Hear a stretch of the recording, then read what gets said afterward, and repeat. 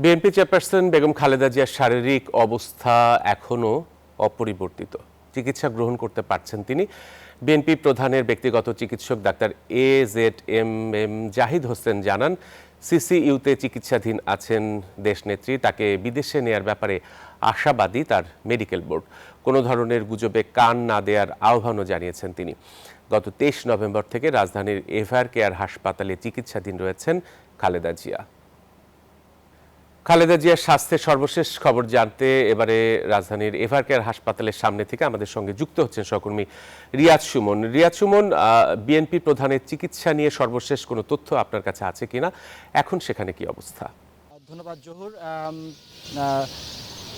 BNP chairperson Khaleda জিয়ার চিকিৎসার যে সবশেষ তথ্য গতকাল বিএনপির মিডিয়া সেলের মাধ্যমে এই খালেদা জিয়ার চিকিৎসার যে বোর্ড, মেডিকেল বোর্ড রয়েছে, সেই মেডিকেল বোর্ডের যে প্রধান চিকিৎসক ডাক্তার শাহাবুদ্দিন মাধ্যমে যেই তথ্যটি বা চিকিৎসার সবশেষ যে আপডেটটি পাঠানো হয়েছে সেটি অবস্থায় রয়েছে। এখন পর্যন্ত আসলে নতুন কোনো তথ্য এখনও পর্যন্ত আমরা পাইনি। তবে সেখানে যেটি বলা হয়েছে যে সাবেক প্রধানমন্ত্রী খালেদা জিয়ার স্বাস্থ্যের সবশেষ অবস্থায় গত কয়েকদিনের বিভিন্ন পরীক্ষা নিরীক্ষার তার স্বাস্থ্যের বেশ কিছু জটিলতা পরিলক্ষিত হয়।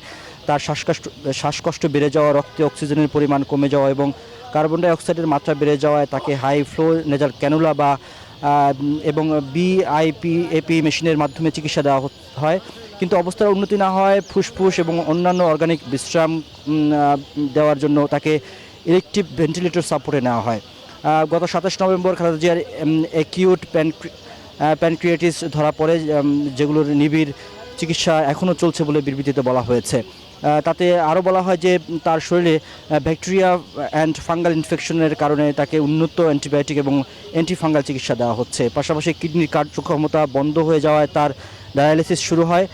এখনও নিয়মিত ডায়ালিসিস দিতে হচ্ছে তাকে এবং এটি সেই বিবৃতিতে বলা হয়েছে। এছাড়া পরিপাকতন্ত্রে রক্তক্ষরণ এবং DICর ফলস্বরূপ তাকে রক্তের বিভিন্ন উপাদান ব্লাড প্রোডাকশন ট্রান্সফিউশন দিতে হচ্ছে। অর্থাৎ তার চিকিৎসার যেগুলো দেওয়া হচ্ছে সেগুলো তিনি নিতে পারছেন বলে বিএনপির চিকিৎসক জানিয়েছেন। এবং একই সাথে জানিয়ে রাখি যে কিছুক্ষণ আগে কিন্তু বিএনপি চেয়ারপারসনের পুত্রবধূ অর্থাৎ তারেক রহমানের সহধর্মিণী ডাক্তার জুবাই। রিয়াজ, আপনাকে ধন্যবাদ।